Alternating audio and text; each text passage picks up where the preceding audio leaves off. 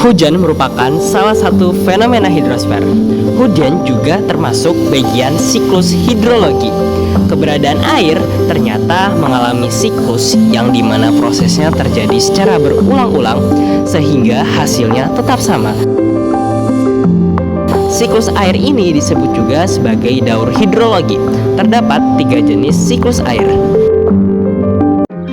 Yang pertama, siklus air pendek. Siklus air pendek berawal dari penguapan atau evaporasi air dari suatu wilayah perairan laut, perairan darat, dan badan air lainnya. Uap air ini mengembun karena suhu udara semakin rendah.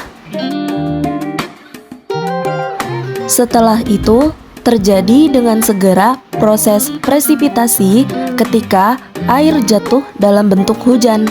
Hal ini terjadi di wilayah yang sama. Selanjutnya, yang kedua, siklus air sedang. Siklus air sedang berawal dari penguapan atau evaporasi air laut dan air yang ada di permukaan bumi. Setelah itu, uap air tersebut berkondensasi menjadi gumpalan awan. Awan tersebut terbawa angin sampai ke wilayah daratan dan jatuh sebagai hujan atau presipitasi. Air hujan yang jatuh ada yang menjadi aliran permukaan, meresap ke tanah, mengalir ke sungai, dan akhirnya kembali ke laut. Selanjutnya, yang ketiga, siklus air panjang. Siklus air panjang berawal dari penguapan atau evaporasi air laut dan air yang ada di permukaan bumi.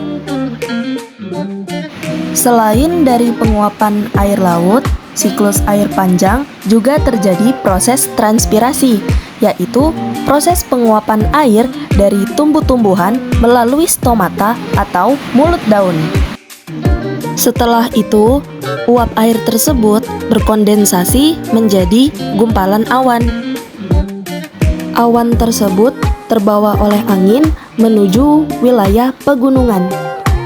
Uap air yang terbentuk menjadi awan ini tidak hanya melalui proses kondensasi saja, tetapi juga membeku hingga membentuk awan yang terdiri atas kristal es. Proses ini disebut deposisi, yaitu proses perubahan dari gas atau uap air menjadi padat atau kristal es.